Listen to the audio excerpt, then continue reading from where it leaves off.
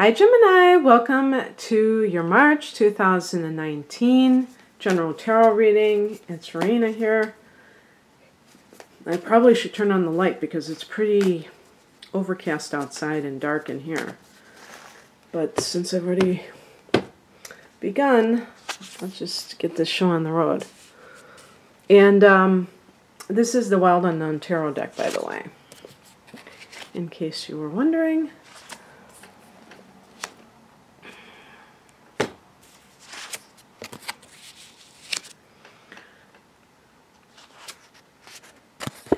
Felt like two cards came out.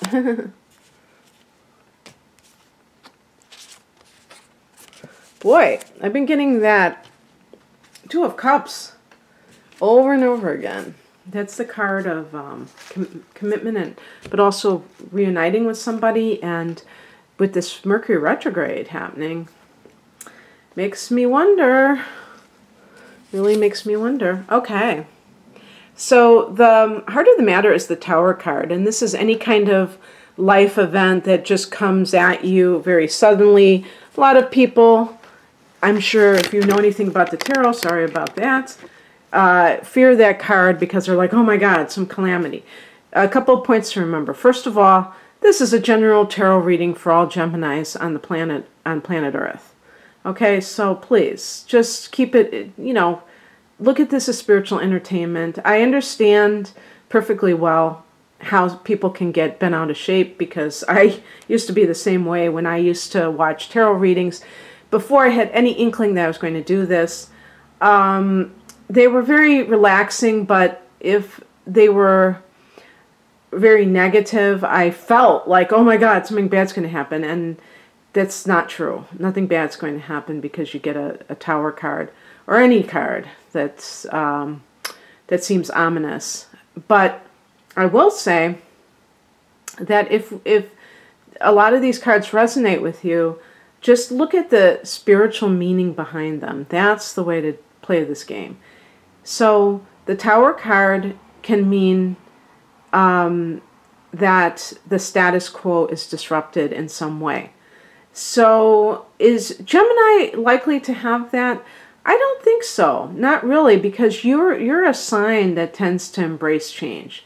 So the people that really tend to get these experiences, I think, the most are people that are fixed signs like Scorpio and Taurus and Leo and Aquarius, because they tend to resist change.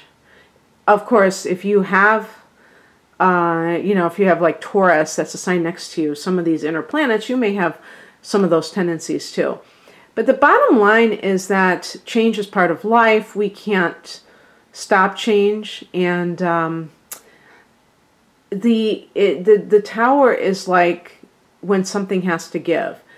You know in your life if there's something that you have procrastinated about, and you know that you may even say to yourself, if I don't do something about this, you know, it's going to be really bad. But you, for some reason, you resist doing something about it. Well, the choice might be made for you. So in relationships, if you know that, if, let's say you're cheating, and you know that it's just a matter of time before you get caught, that can be something that happens. I always think of the Tower card as walking in on your spouse with another person, you know.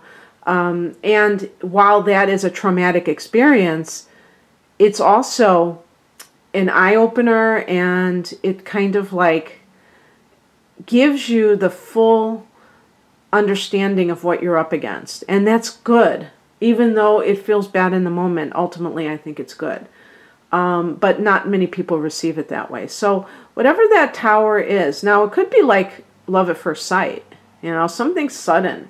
Could be something good that's sudden, you know. And so it destroys everything that has come before it, because you meet the person that you're meant to be with, and everybody else just falls away. They fade away. In the past position, we have the Five of Swords. Well, this makes me almost think of a work situation with lying coworkers and then you're the one who gets the boot. And again, another thing I like to say about the Tower card is a lot of times when people say, I never saw it coming, I call BS on that, because if you are perceptive enough, you can notice when there's a change in the atmosphere. If you're at work and everything seems to be okay, and then all of a sudden people are like avoiding you, they're talking amongst themselves, like whispering, or the boss is kind of like avoiding you, and then you get the pink slip, you might act like, oh my God, what happened? And if you really like look back on it, you can see that people were acting funny for a while. And to me, the Five of Swords can be gaslighting. But, well, it can be poisoning the well. It can be a card of gossip, backbiting, and things like that. But to me, sometimes this is done very deliberately by people who want to create division in the workplace. Triangulation, I call it. Well, I didn't invent that phrase, but you know what I mean. So that could be a long-standing campaign to try to make you look bad to your employer while somebody else looks better. So let's say a new employee joined within the last 90 days, and this is around the time frame where you've noticed a change in how you've been treated. Sometimes people do this. Now, you may not think anybody is capable of doing that because you might think that's kind of evil, but there are people who are very Machiavellian, and they look at every situation, especially in the workplace, and they just see what they can manipulate out of that situation. And that's what so they really work on a certain person that they're trying to get favors from. And yes, it is definitely effed up. It's a definite bad way of going through life. But some people, it's almost like they can't not do it because it's just part of who they are. It's part of their makeup to be really conniving. So you just have to kind of accept that there are these people in the world who do things like that. And you just have to shake your head and say, sucks to be them, because it really does. I mean, it's not a nice thing to do. So this can also be something to do with a relationship where there were lies. Maybe you have a partner who is telling you one thing and telling other people other things, and kind of like playing both sides. And so that's kind of setting the stage here. And then we have the higher message, the Ace of Swords. So the Ace of Swords is about you needing to gain clarity of the situation. You look at that sword, it's like piercing.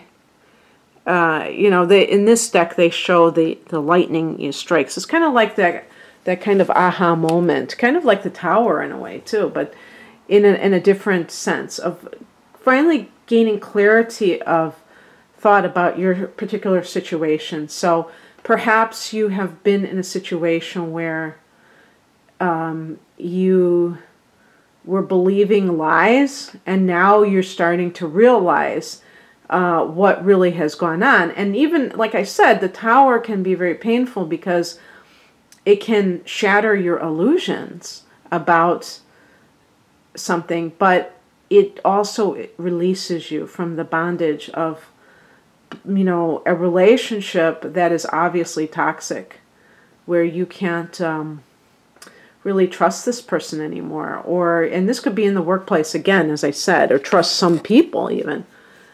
What crosses you is the Mother of Wands, which is the Queen of Wands. And in the workplace, this could be a female. It's connected with Sagittarius, but we'll just talk about the personality type. Could be a very jealous woman who might be in a position of authority.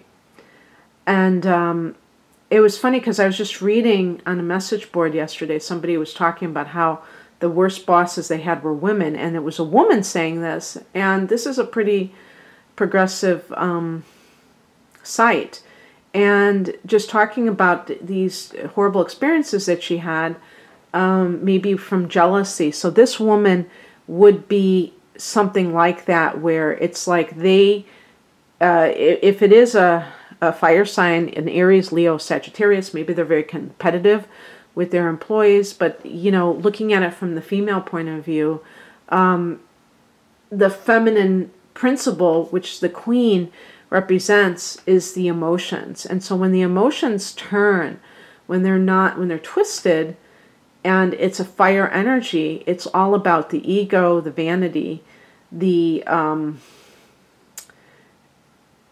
you know, what Dr. Dyer calls the petty tyrant syndrome, of somebody who is using their position at work to try to make themselves feel more, to boost their self-esteem, feel more powerful in life.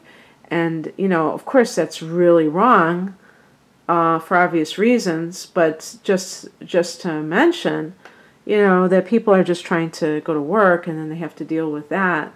And so perhaps this is, you know, something that was done out of a sense of, if you had a conflict with this person and they just said, that's it, and they just very abruptly, you know, dismissed you.